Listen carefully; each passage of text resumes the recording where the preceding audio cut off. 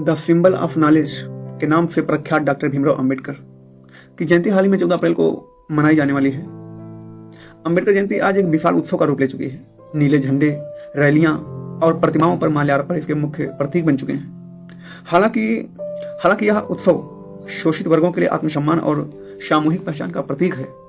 यह एक ऐसा दिन है जब हाशिए पर खड़ा समाज अपनी शक्ति और उपस्थिति दर्ज कराता है, परंतु कई बार यह उत्सव केवल प्रतीकवाद तक सीमित रह जाता है। बाबा साहब ने खुद कहा था कि मूर्तियों की पूजा के बजाय विचारों का प्रसार करें। जयंती मनाने का वास्तविक उद्देश्य तभी पूरा होगा जब उनके द्वारा लिखित पुस्तक एनिहिलेशन ऑफ कास्ट के मूल विचारों को व्यवहार में उतारा जाएगा। पिछले कुछ दशकों में सभी राजनीतिक विचारधाराओं ने अम्बेडकर जयंती को बड़े पैमाने पर मनाना शुरू किया है। जो दल कभी उनके विचारों के विरोधी थे, वह भी आज उन्हें अपना आदर्श मानते हैं। इसे एक और तो बाबा साहब की वैचारिक जीत माना जा सकता है कि आज कोई भी उन्हें अनदेखा नहीं कर सकता, परंतु दूसरी ओर खतरा यह भी है कि राजनीतिक दल उनके क्रांतिकारी और कठोर विचारों को अपनी सुविधा के अनुसार काट छांट कर पेश कर रहे हैं, जिससे उनके संघर्ष की धार कुंद हो जाती है। हालांकि अब अम्बेडकर जयंती को अंतर्राष्ट्रीय स्तर पर ज्ञान दिवस के रूप में देखा जा रहा है। संयुक्त राष्ट्र और विदेश में इस दिन का मनाया जाना यह सिद्ध करता है कि अम्बेडकर केवल भारत में दलित नेता नहीं, बल्कि दुनिया भर के दबे कुचले लोगों के लिए मानवाधिकारों के वैश्विक प्रतीक बन चुके हैं। यह मार्टिन लूथर किंग और नेल्सन मंडेला के समकक्ष उनकी उपस्थिति को दर्शाता है।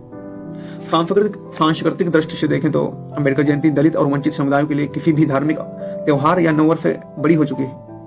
जब करोड़ों लोग एक बौद्धिक मनुष्य के नाम पर एकत्र होते हैं, तो यह उस पारंपरिक धारणा को तोड़ता है जहां उत्सव केवल पौराणिक कथाओं पर आधारित होते थे।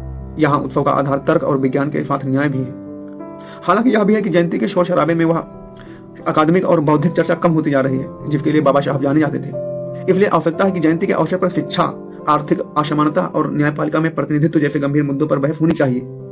समाज को यह मूल्यांकन करना चाहिए कि पिछले एक साल में बाबा साहब की संवैधानिक नैतिकता के सपने को कितना पूरा किया गया है। केवल भंडारा खाकर और जश्न मनाकर हमें नहीं बैठना है। अतः अम्बेडकर जयंती जश्न से अधिक चेतना का दिन हो चुकी है। यह समाज को याद दिलाता है कि राजनीतिक लोकतंत्र तब तक सुरक्षित नहीं है जब तक कि उसकी नींव में सामाजिक लोकतंत्र अर्थात समानता और बंधुत्व न हो। अतः यह दिन यथास्थिति को चुनौती देने और संवैधानिक मूल्यों के प्रति पुनः संकल्प लेने का अवसर है।